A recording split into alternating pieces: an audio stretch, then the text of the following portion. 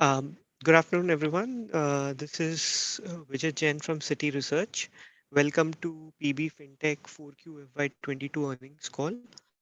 From the management at Policybazaar, we have Mr. Yashish Daya, Chairman, Executive Director and CEO PB Fintech. We have Mr. Alok Bansal, Vice Chairman and Whole-Time Director PB Fintech. We have Mr. Sarveer Singh, President Policybazaar, Mr. Naveen Kukreja, CEO Paisabazaar, and Mr. Mandeep Mehta, Group CFO. I'll now hand over the call to Yashish and Alok for opening remarks, and then the operator will open it up to Q&A.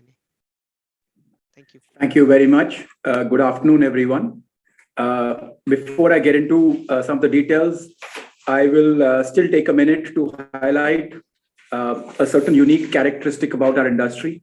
The salient fact about Policybazaar is that our customers come to us on our website or app to research and buy insurance. While this is a very normal thing in most industries, it is unique in insurance because in insurance, it is a fairly intensive, effort-intensive sales process where people physically go and scout for customers. And that is how a bulk of insurance in the country is done. The productivity of these people who go and physically scout for business is typically under about 100,000 rupees per month, while for us, the same productivity is upwards of 1 million rupees per month. And the primary reason for this difference in productivity is not because we have any superhumans in our system who are doing something very different from the physical agent. It is just the inbound nature of these consumers. Because once the consumer comes to you, his conversion rate is much, much higher because he's himself or herself decided to purchase the product. Further, the customer who researches and buys has high disclosure levels and lower churn. They usually know what they are buying, so don't feel the need to churn as much. This allows us to build a high quality book for our partners. Better customer segmentation and data analytics allow for continued improvements in conversion rates, risk assessment, and fraud detection. We continue to lead digitization as well as product and process innovation for the industry. This is reflective in the 84% CSAT, which has grown well over the last year, owing to our efforts in the area of customer service and claims assistance. Just to give you an idea of the scale of some of these operations, we now have more than 150 people providing claims assistance alone, and almost 2,000 people providing post-payment customer service, including on-ground support in over 100 cities. All these costs of all these people are included before we calculate our contribution margins. Our core business, the insurance marketplace, Policybazaar, and the credit market, Paisabazaar, combined grew at 45% year on year and broke even for the quarter with an adjusted EBITDA of 10 crores. And we will continue this journey of higher and higher profitability and growth. Out of the total revenue, credit-linked revenue was 215 crores for the year. For our insurance business, we had an adjusted EBITDA of 28 crores for the quarter. We mentioned about extending our customer connect beyond the remote calling, which we have historically followed. We did this in our last quarterly call. We are happy to mention that consumers have accepted this wholeheartedly, and the early results are encouraging. Customers can research online for complicated products like health insurance or investment products. They have the option to have a physical meeting at their convenience and in their local language. Currently, we are taking physical meetings in 57 cities in 12 languages. The cost of this entire expansion is also built into our core business contribution margins. Our renewals book provided 222 crores of revenue in the last year, and most of this flows directly to the bottom line. Renewal book is built on the cumulative business done over the years and will continue to grow. We also had 88 crores of deferred revenue on 31st of March 2022. These are revenues from customers who have chosen to pay by a non-annual payment mode. So while most of the effort, not while all the effort from our side is done, because the customer's payments will come over the remaining part of the year, we will be recognizing this revenue over the coming quarters. We also recognize that there are opportunities beyond our core business, and thus we have 3 new initiatives.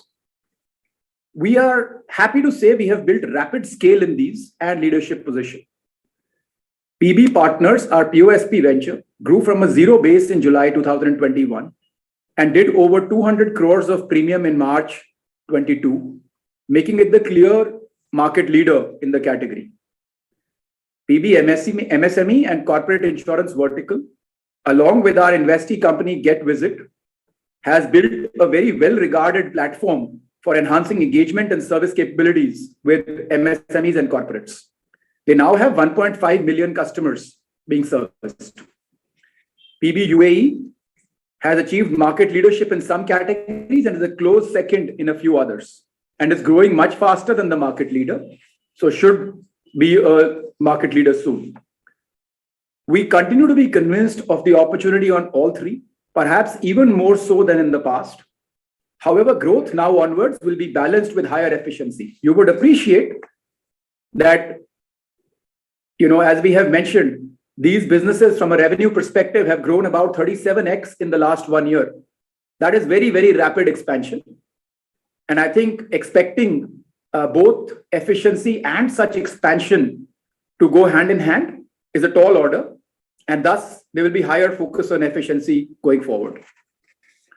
Another important point to note is that we have more than 5,000 crores in cash reserves, and we are very well capitalized to, of course, invest in these initiatives and take them towards fruition. Our belief is that the cost of these investments will be less than the interest that we earn on our cash reserves. Paisabazaar continues to be the leading credit marketplace and has rebounded strongly from COVID.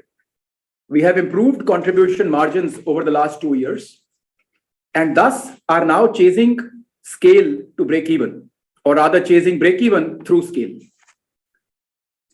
We now service over 27 million customers with the credit score program and have been able to sharply segment for creating pre-approved products. The business is also co-creating products with partners in loans and credit cards to expand credit coverage and digitize processes faster. Given the rapidly changing times, we actually recently went out to some of our investors, representing more than 90% of our shareholding. And we are very glad to have received the feedback from all of them, and also very happy to share that their feedback has been incorporated in our thinking and our direction forward, which we have presented today to you. We want to thank you all for the support and candid feedback. I'm very happy to take questions now. Thank you. Operator, can we read out the instructions for Q&A and then open it up to that? Yeah, we'll now begin the Q&A session. If you have a question, please press the raise hand button, which can be found at the bottom of the Zoom interface. If you are dialed in via telephone, press *9 to raise your hand. I request you to please limit yourself to maximum 1 question. Thank you. Thank you. Operator, can we unmute the line of Arpit Shah? Arpit, request you to unmute yourself. Yeah, hi. Congratulations on the set of numbers. I actually have 3 questions for you all. We have seen a very large increase in our revenues, despite the premiums remaining same. So we saw 540 crore bump from 386 crores in last quarter, whereas our premium has stood at 2200 crores broadly for this quarter. So we saw a very big jump in revenues despite the premiums remaining same. So what were the reasons for that? That's my number 1 question. My number 2 question is, how do we make money in PB Partners and PB Corporate? What are our typical take rates? And what are the typical unit economies that we are following over there? So what kind of expenses, direct and indirect, we have in those businesses, and what kind of revenues we share with our agents that we have for our POSP business? And my third question is, can you share the direct and indirect costs for employee expenses and marketing expenses for FY22?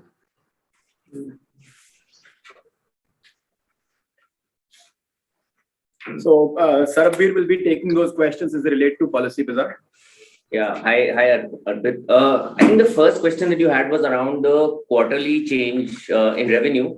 That is largely because the mix has changed. So last quarter, we had a higher share of corporate revenue, corporate APE in our mix. Corporate business typically has lower margins. And in this quarter, we have a larger share from PB partners, where the revenue margin is much, much higher. So that is the reason why it may appear to you that the revenue has grown much more rapidly sequentially than the APE has grown. So that was point one. Point two was on unit economics of corporate and PB partners. The corporate business tends to have lower take rates. I don't want to go into the specifics right now, but they have lower take rates. They also have higher fixed costs. So what happens over time is that as the book improves, and especially as the retention, see, corporate was the first full year of operations for us in corporate was last financial year. So as our retention book goes up, you'll find that the fixed costs will remain largely more, will not grow as fast as revenue, and that will help us cover the costs, and we'll have profit over time. You must also appreciate that the corporate business, we have some very well entrenched players who are large brokers who have been around for a long time. So it will take us some time to break into these accounts and win those businesses. The second part of your question was around PB partners. Here at this point, the take rates are quite attractive. However, we also end up as we establish the business paying our agents also relatively well. This dynamic will change as we go along, and now we have almost I think 30,000 plus agents who are sort of POSP partners. Now, as we go forward, these agents will start again building a renewal book and will start becoming used to working with us on our platform. As that happens, the take rate or the amount that we have to pay them over what we get paid will start reducing, and you will see that in succeeding quarters now that our volumes will remain where they are, but the losses will start to come down.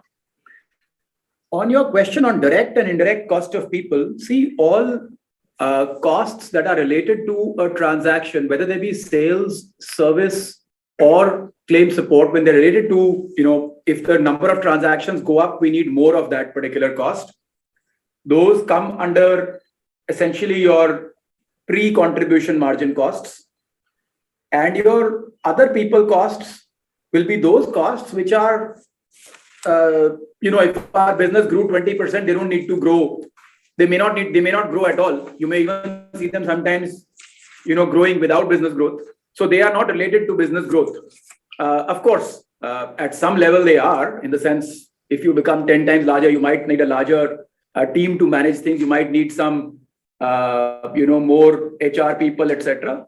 But they are not, you appreciate, right? So the direct cost is the one that is related to volume, and the indirect cost is the one that is not related to volume. And that's how we've kind of broken it out.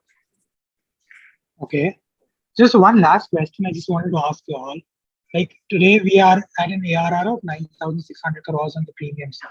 So at what scale the J curve will start in our business? Will it, like if I said EBITDA positive gross of ESOP cost, at what scale will it come at 15,000 crore premium, 20,000 crore premium, or 25,000 crore premium? At what scale you will see that J curve happening in your business? So I don't know what you mean by J curve, but I believe what you are saying is that at what stage do you start to break even, etc.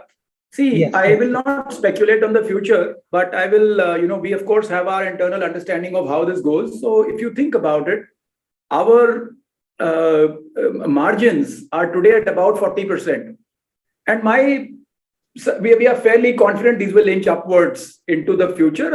I don't talk about 1-2 quarters. I say when some of our things that we are talking about, like our physical people who are servicing in the physical appointments, etc., are well embedded, I think there'll be a significant increase in that margin. So you're going to get contribution margin increase from two pieces. One is the scale of the business going up, and the second would be the contribution margin itself going up on the existing business scale. So both of those will come in. On the ESOPs, I think we explained quite well that, over time, the quantum of those ESOPs will keep coming down because we are having a bit of a accrual of those. That's because of our reporting. We shared that we are taking on 46% in the first year. So I think by the time you get to the second, third, fourth year, they start to become quite small relatively.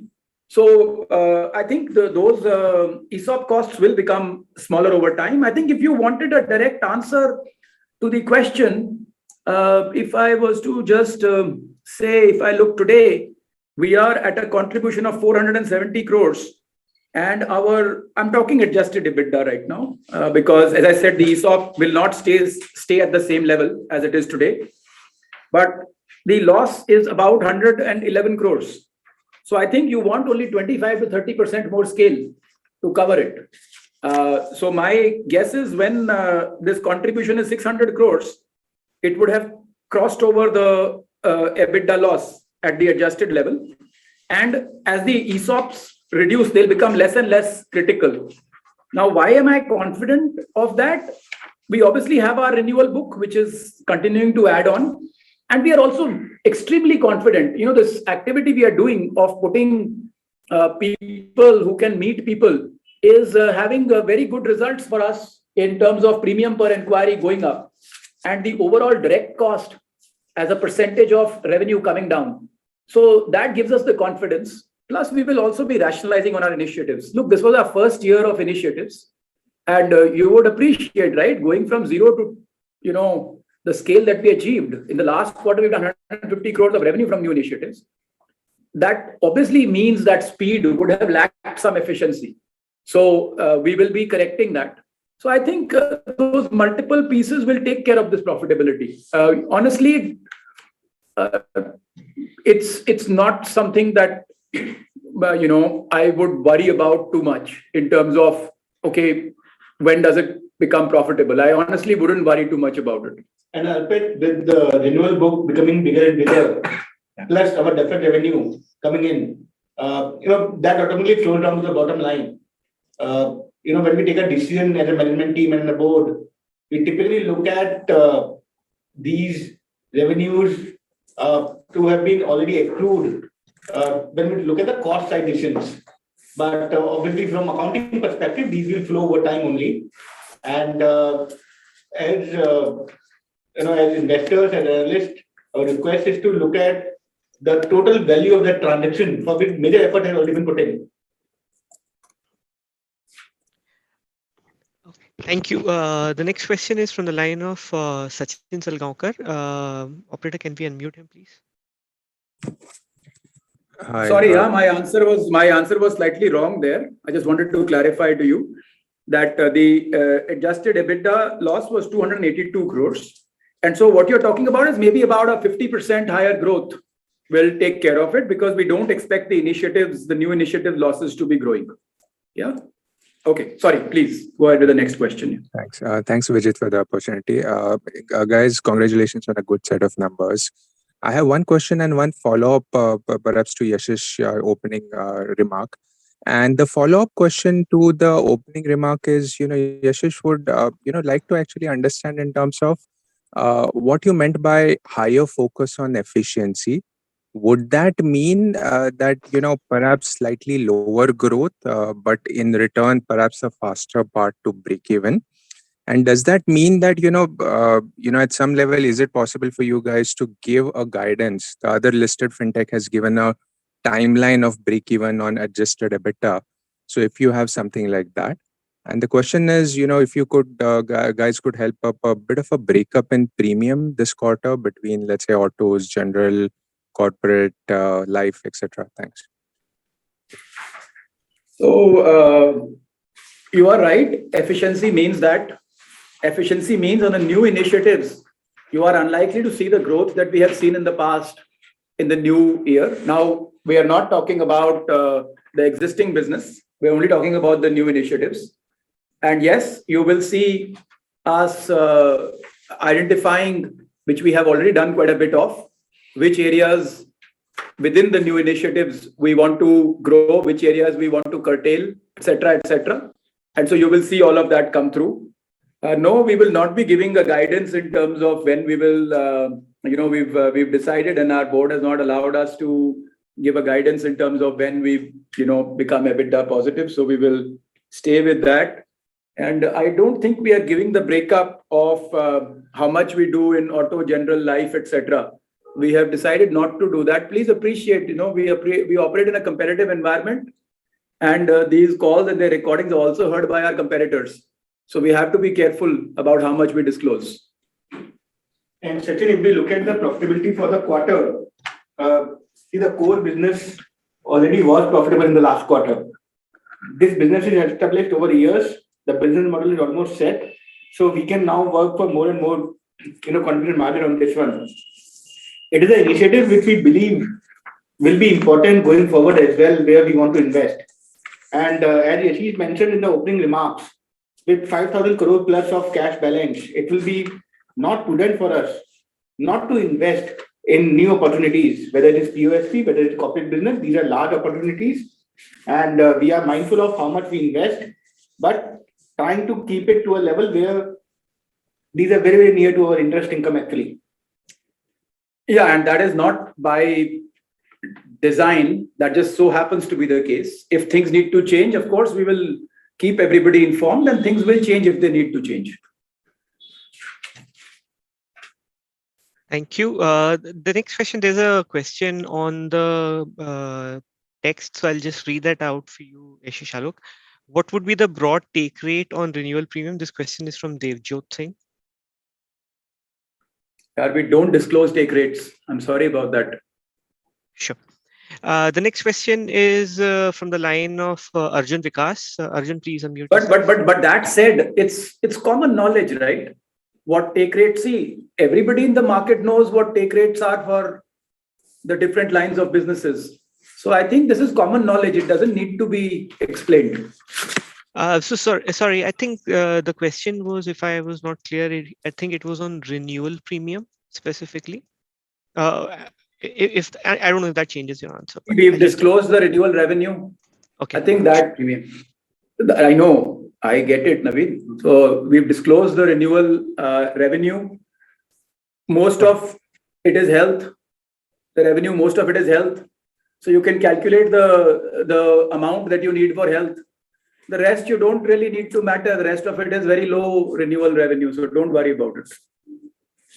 Great. The next question is from the line of Sachin Dixit.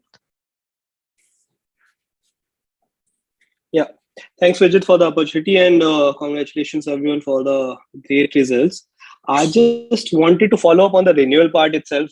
So I do understand that renewal rates would matter. So if there is any color on the renewal rates that you guys are seeing or how they have been trending over the past few quarters. Secondly, on the contribution margin that we talk about in renewal revenue, which is like 90% plus, my understanding was that probably you will need to spend some money on performance stuff like messaging, emails and all. And the take rates might also be slightly lower. And if I also bake in some payment gateway charges, I'm struggling to come up with that 90% number. So that's my first question. I'll follow up with the next. So just to explain, renewals don't just do renewals. Renewals also have upsell and cross-sell that happens with it. So many of those costs get covered in that upsell and cross-sell. In fact, to be brutally honest, our renewal effort pays for itself in terms of the additional premium it generates over and above the renewal that happens.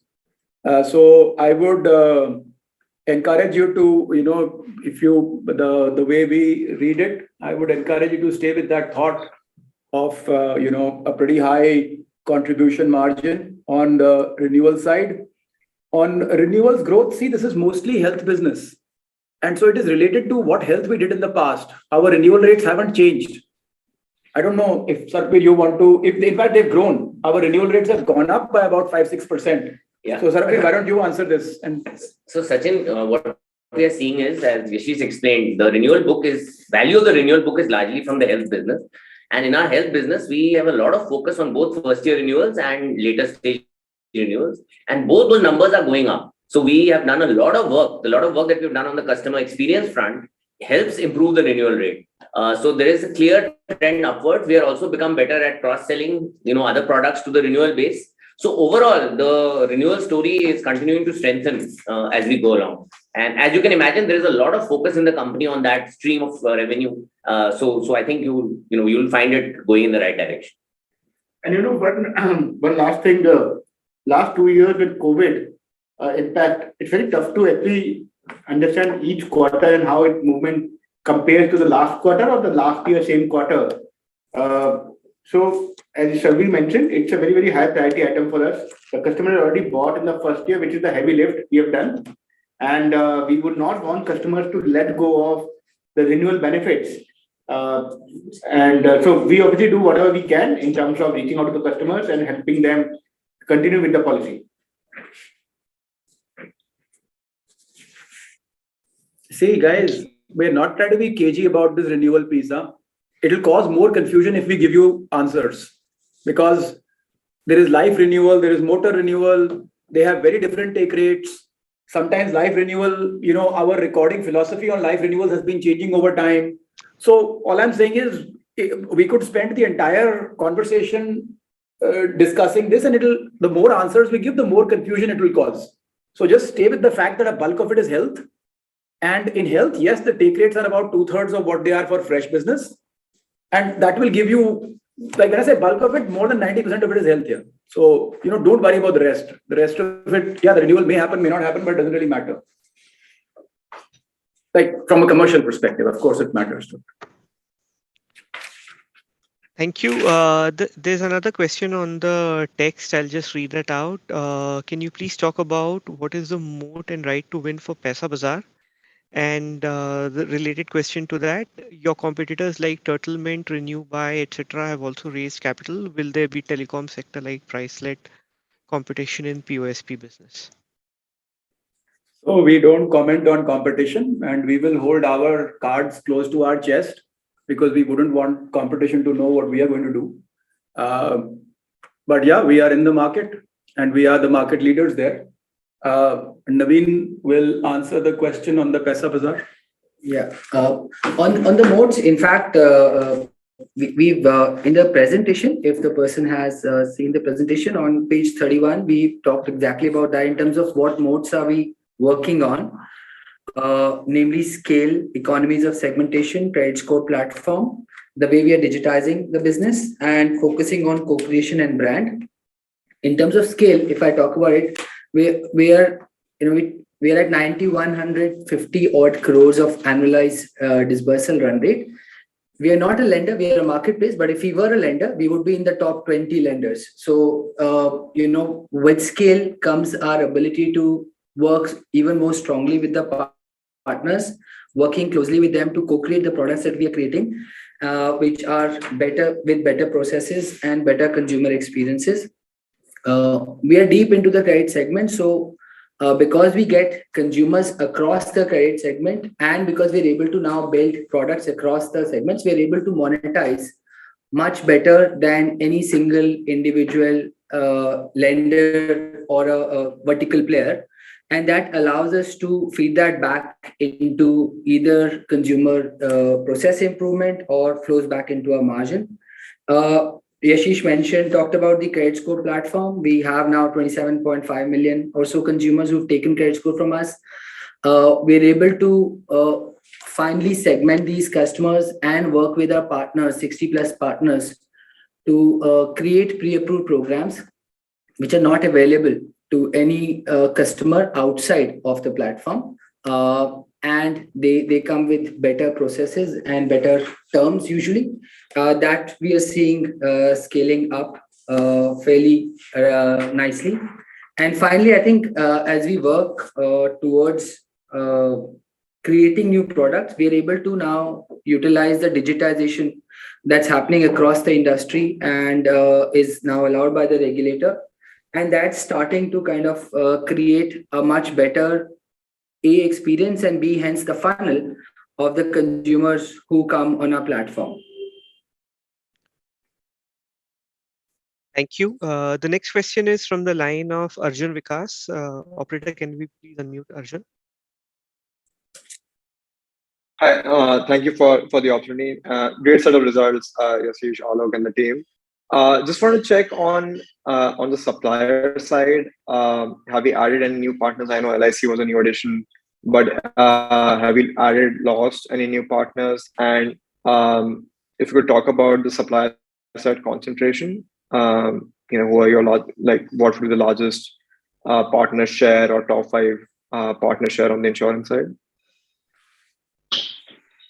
Yeah, Arjun, I can take that. Obviously, we don't want to talk about specific partners, but the concentration has not changed at all. The top five partners continue to remain, they're not a very large, we are not overly dependent on anybody. So our overall concentration is quite, it's in pretty good shape, and it hasn't changed at all from year to year.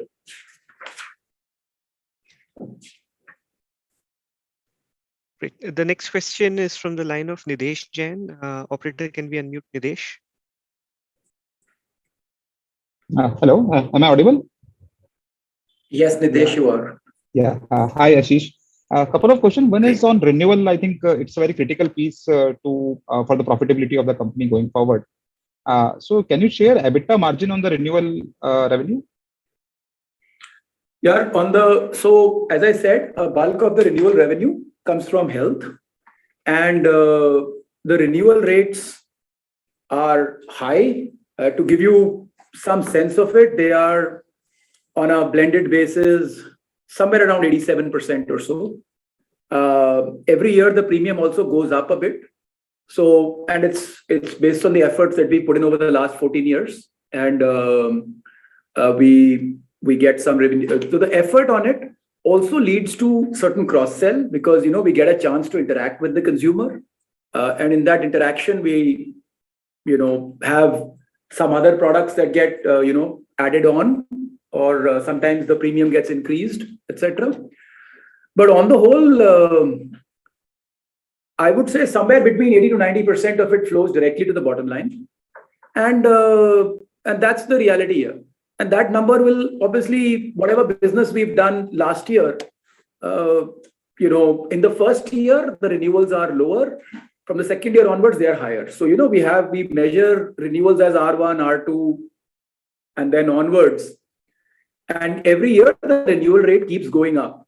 So from the business we've done last year, roughly 80% of it would renew this year. And then from the past business that we've done, broadly 88-89% of that would also renew.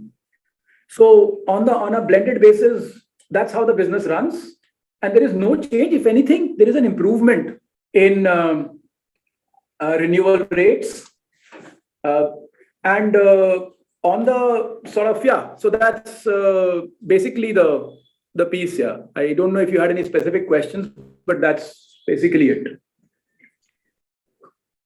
Thank you. The next question is from... Also, I just want to clarify, we don't comment on any partner joining or leaving us. So if you notice, we never commented when LIC joined us.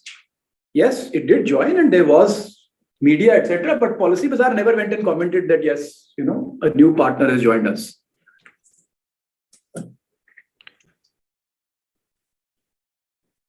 Yeah. The next question is from the line of Sachin Dixit. Sachin, please unmute yourself. Sure. Thanks again.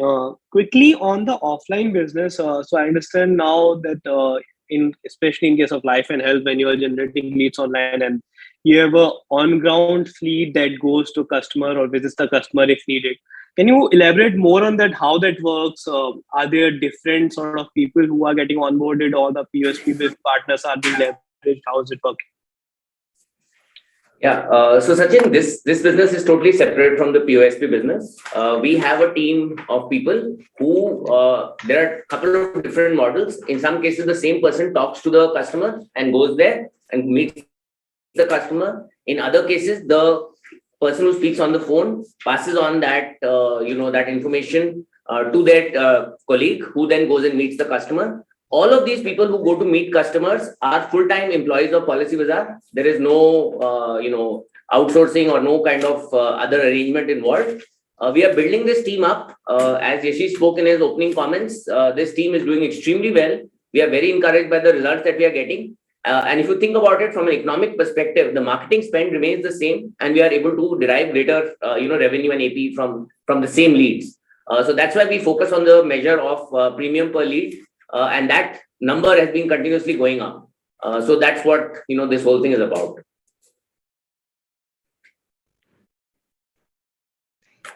Thank you. The next question is from the line of Nidesh Jain. See, I'll give you guys a rough, because there's a lot of you here. I will give you a rough. Don't, of course, everything I say is official, but don't treat it like, treat it as whatever. I'll tell you my thought process in this. Broadly, when we look at net present value, and we do this internally all the time, broadly, when we look at net present value, about 20% of the net present value goes into marketing cost and about 20% goes into operating costs. Basically, what we're trying to do with our physical piece is take our net present value from 100 rupees to 150 rupees and our operating cost from 20 rupees to 30 rupees. And what that means is when we do our net present value divided by our direct costs, we will receive a ratio of 3 rather than the 2.5 that we have today. Now, of course, you don't see net present value because we don't disclose net present value. That's why I said that's how I think. Maybe if everybody allows, I will start presenting how we really think. We always think in terms of NPV divided by NPV of the transaction, not of what further that customer will do, but of that particular transaction and the direct cost related to that. According to me, we are at a ratio of 2.5 today. We're trying to move to a ratio of 3 and also increase from the same inquiry our premium by about 50%. That's the basic thing. And according to me, if you really wanted to see what's the most critical thing in our business, actually, this is the elephant in the room. Rest, everything else is fluff. This is the real thing. And I think if we deliver this over the next 24 months, 12 months, 18 months, whatever, we actually become a very, very, very solid organization, because this infrastructure is almost impossible to replicate, if you see what I mean.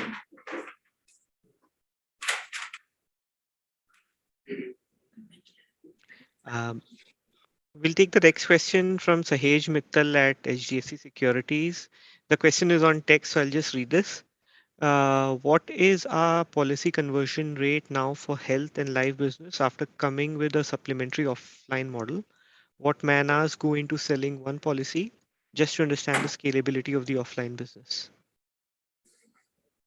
So our premium per inquiry has gone up already by about 20%. And this is across the entire base, right? Only about 13-14% of the sales are, if you remember from the last quarterly meeting, I said by March, we will reach a situation where 10% of our high involved product sales will start happening through the physical model. That number, as of kind of the last few weeks would be about 13% or so. So that number continues to evolve. But, if you wanted to do your cross calculation, you could do it out of that. We, of course, do all these intricate calculations on a regular basis. Vintage of people matters, etc., etc. We feel fairly confident of what I just explained in my previous conversation, that we think we actually see both productivity going up and premium per inquiry going up.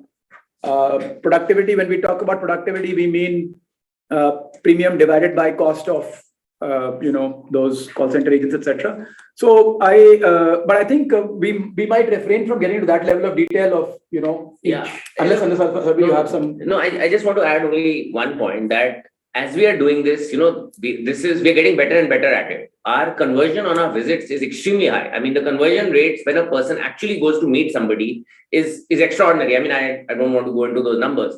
So I think the main thing that we are trying to drive is how many visits is the person doing and what is the mix of online and visits, right? And that is the number that we are moving towards. And I think the fact that the visit conversion is so high gives us a lot of confidence that we are on the right track and that customers are appreciating this new way of doing business. New way for us, obviously very old way from a customer perspective. So I think we are definitely headed in the right direction.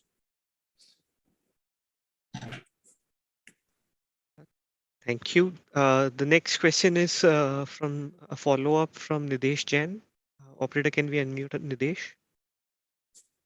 Thanks for the opportunity. There were two questions. One is, how should we think about ESOP policy going forward? The current ESOP that we have given, we have already set out the charge in P&L that we expect to see over next 3 years. But how should we think about ESOP charge after third, fourth year?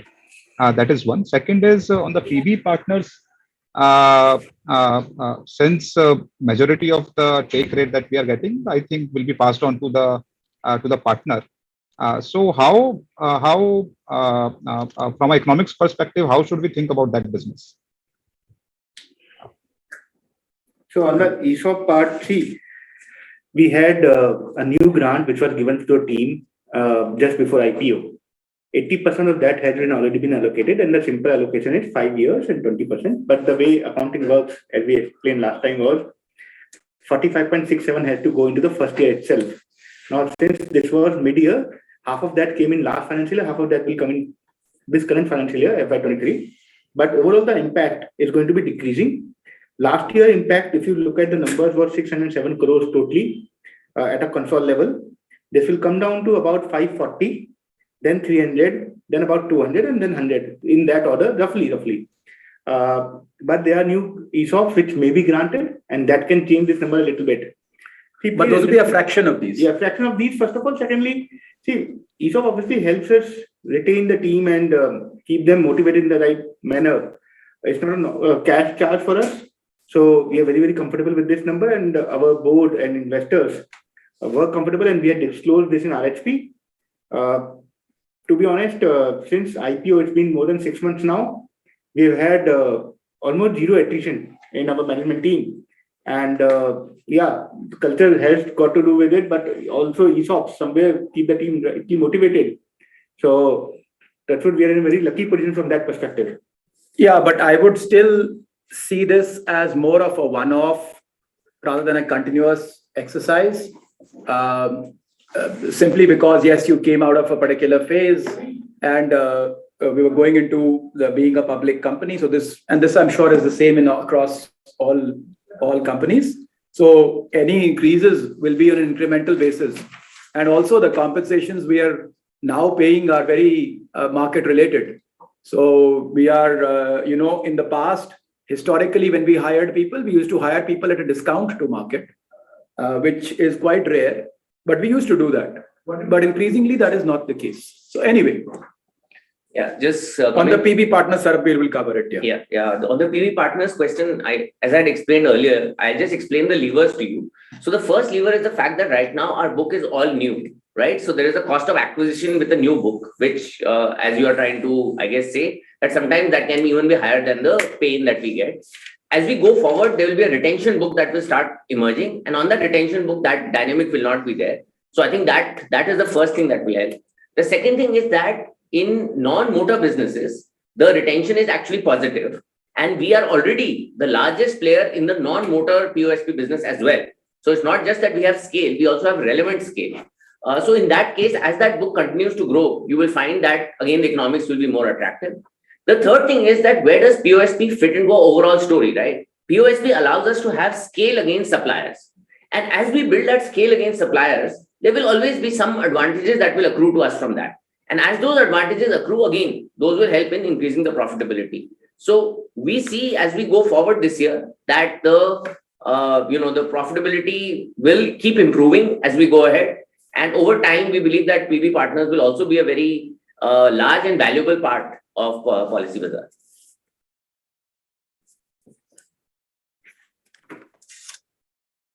Thank you. The next question is on text from Ranju Shukla. What are the levers of profitability for Policybazaar?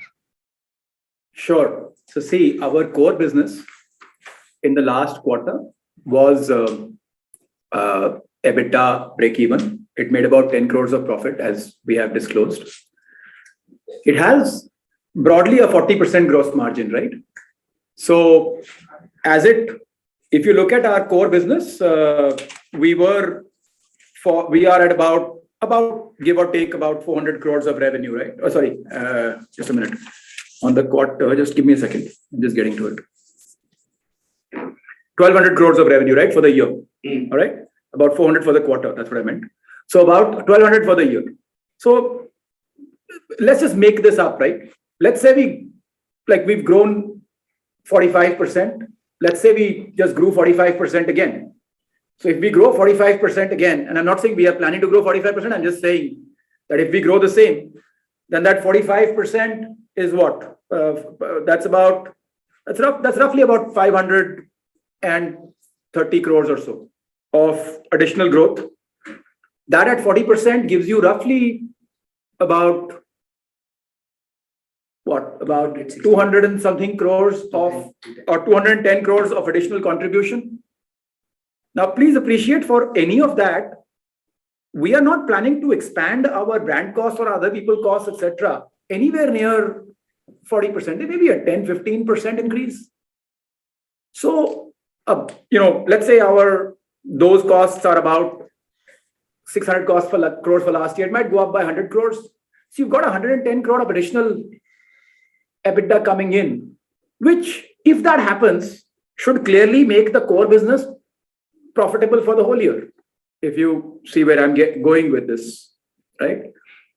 As far as our new initiatives are concerned, see, as we explained, and that may or may not be the right way of thinking about it, but from a cash flow perspective, the way I am seeing it in my mind is we have somewhere a peg in our mind of the interest income. So on 5,000 crores, I don't know what our interest income is going to be. Maybe it's 200 crores, maybe it's 250 crores. We will make sure that, we will try and make sure that stays below that. And that's the intention. And, the year after, the existing business will grow again, hopefully, and then it'll take care of things. So I think I've explained the levers. Now, coming to the basic levers, at a fundamental level, Paisabazaar and Policybazaar core business growing, the renewal book, and the delta in margins coming because of the offline outreach are the three that are going to drive it. And see, we have to be very careful as a public company. When we were private, I wasn't so careful. I would have given you an answer very straight away. But we have a very clear idea of how much margin improvement we expect because of the physical leg. And that will not have an impact on today's revenue. That will have an impact on tomorrow's revenue. So that all gives us a lot of confidence here. But those are the levers. Again, to repeat, renewal book, physical leg, and basic organic growth of the core business. Thank you. The next question is from Nischint Chawate from Kotak. Without any specific reference to the POSP strategy of Turtle Mint or Policybazaar, a generic question. What does it take to succeed in POSP business? Is it agent grab or anything else? How do you penetrate deeper into the country? And besides brand, how does POSP leverage Policybazaar franchisee? What? I'll give you the straight answer. Staying there. That's it. Whoever stays the course will win. It's that simple. Anybody can win. It's a straightforward business. It's a very straightforward business. You have to stay the course. And more importantly, you have to train your POSP to do more. See, today, a bulk of what POSP do is motor. You have to train them to do more health, more life. At some point, even more other financial products, credit cards, loans. Why not? They are your legal entity POSP. That doesn't stop them from being the POSP of a Paisabazaar. There is nothing stopping them from doing that. And those are our plans. Yeah, at a very basic level, we're not planning anything rocket science. That's basically it. Can we train these people to do? But Sarbir, I think will have a more granular answer. Yeah. So again, obviously Yashish has covered the main point, but I'll just repeat again. First is growing the income potential of the POSP. So if you are earning 10,000 rupees from selling insurance, how can I take you to 15? If you're earning 20, how can I take you to 30? And that implies having more products and training and etc. to help you sell those products. So that's the first part. Now, to do that, you need to have a very robust technology and product platform. That's the second part, which obviously we have, and we are continuing to improve that. The third part is the penetration beyond the top cities. That if you keep selling in the larger metro cities, obviously it's very competitive and those agents are extremely smart. You have to go beyond those cities, which again we are doing by building a whole organization out there. And I think that the success will be to go beyond the tier 1 cities and do that. And the final point, you must understand what is the difference between Policybazaar and others. Number one, Policybazaar is a brand. For an agent, it is very important to associate with platforms that are seen as winners and where they get respect. So people want to be with Policybazaar. When they go and talk to their customers, they can say, I'm a Policybazaar agent. That is very different from any of the competition that we have. And the second thing is that we have the scale against our suppliers. Because we are large partners to these suppliers, because we give them a high quality book of business, they are willing to give us opportunities and work with us on products, on propositions, even in POSP. So I think in year 2 of our business, you will find us, using these weapons more and more, and there will be a major difference between PB partners and competition along these lines, along brand, along product, around processes, service. Just like we have on the retail side, our retail business is very different from other online businesses. And in the same manner, PB partners will also over time become very different from other POSP business. See, Policybazaar was not the first entrant in the market. We were about the 20th player that came into doing what we do. There was obviously something that got us here. And part of that as will kind of see us into the future also. Yeah, any other question? The next question is from Pratiksha Agarwal. Set of questions. What do you plan to do with the rupees 50 billion? And you mentioned some digitization initiatives. Can you please elaborate a few of them? So the first one, I think Alok is the best person to answer. And the second one, I think Sarbir and Naveen both can briefly answer on the digitization aspects. No, see, on this 5,000 crore cash reserve, this is a tricky one, to be honest. See, we are not a capex business, so whatever we'll do will be opex. It will look like a loss on the P&L. So we will look at opportunities to invest in initiatives, as Yashish has been mentioning. We are open to invest into inorganic growth opportunities as well, but typically we have not found any decent opportunities to deploy that much money in inorganic growth. We have typically looked at any specific tech services or teams that interest us. Usually these will be quite early stage. You have just to interrupt. You have just seen what's happened in the POSP business. Our combined loss for the entire year on that business might be $15 million. We are the market leader. You know what the valuations are out there. I'm not saying. So we obviously can't find those valuations attractive to acquire. Yeah, so that's a tough one. So I think for time being, no immediate plan to deploy this 5,000 crores, but we remain open to look at all opportunities, whether it is inorganic or in-house growth. Again, we had mentioned that a lot of our initiatives will be getting funded just out of the interest income. So yeah, it's a tough one. We have got this money, and touch wood, we don't burn cash. We are EBITDA positive on the core business. So in times like this, it's a great thing to have. Yeah. If you don't have to worry about capital, that's a great thing to have, a great position to have in a time like this. So I think digitization, I think Sarbir. Sure. So just covering the insurance side, I think we are using advanced technologies across 3 parts. One is onboarding of customers. So we are asking fewer and fewer questions from customers. We are pulling up with their consent, their identity documents, their financial income, their medical history, etc. So we are working, a lot of technology is being used to onboard customers. The second thing we are using is on risk and fraud control. So we are working with our partners to give more and more information about the customer that is coming in. In our presentation, we've talked about how we look at authenticity of documents, how we do a video verification. We compare the face with the KYC documents they've submitted. We compare the voice signature with the voice that has spoken to us. This quarter, we have also introduced a liveliness check, where we can actually check whether a person who's on video is real or somebody is holding a photo or is using some other kind of impersonation device. So I think that's the second. The third is we have built a fraud graph. For the first time in the industry, there is a payment graph, a fraud graph that has been built. You cannot enter our payment system with anything that has been used ever to do a fraud. So whether it was email address, your permanent address, residential address, phone number, whichever way you try to come, we will be able to trace you if you have come before.